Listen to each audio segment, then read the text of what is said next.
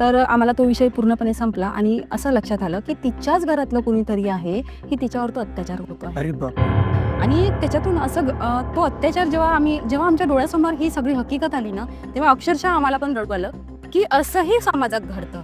प्रत्येक लोक तुमच्या घरापर्यंत येणार नाही, कधी कधी आपल्यालाही घराच्या बाहेर निघून तिथपर्यंत पोहोचावं लागतं. बऱ्याचशा अशा महिला होते की त्यांचे आधार अपडेट नव्हते, आधार कार्ड नाहीये. आधार कार्ड पण नव्हते काही महिलांचे. तर आता राजकीय क्षेत्रामध्ये तर लाडली बहिणीवर वेगवेगळे त्याच्यावर मतं येत असतात. मत हे असतात, पण आम्ही त्या माध्यमातून एक संधी शोधली. एक संधी शोधली. सगळ्या संकटांना कुठेतरी प्रशासन व्यवस्था पण कुठे जबाबदार ठरते का? गावातल्या लोकांच्या व्यवस्थेला म्हणा किंवा त्यांची जी आज परिस्थिती आहे त्याला. मी नायक चित्रपटात असं एक उदाहरण पाहिलं होतं की नायक चित्रपटामध्ये अनिल कपूरने कंप्लेंट बॉक्स दिले होते.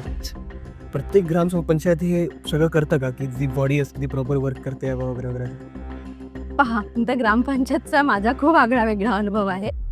त्याच्याबद्दल मला जास्त बोलायचंच नाही आहे, कारण माझा खूप वेगळा अनुभव आहे ग्रामपंचायतचा. म्हणजे ग्रामपंचायतच्या कामाबद्दल मी उदासीन आहे, पण मला जेव्हाही अशा समस्या येतात ना, मी तेव्हा छत्रपती शिवाजी महाराजांचे नामस्मरण करते आणि त्यांचा आदर्श घेऊन काम करते, कारण मला त्यांच्याविषयी खूप आदर्श वाटतो. मी बरेचदा असं पाहिलं की बचत गटमधनं ज्या महिला पैसे घेतात, बरेचदा त्या स्वतःच्या घर खर्चासाठी किंवा कधी कधी घर बांधणीसाठी वगैरे खर्च करतात. तर असे होतं का म्हणजे गावातही असं घर मला असं वाटतं अलीकडे स्त्री भ्रूण हत्या वगैरेचं पण फार जागृतीकरण गावात झालेलं आहे.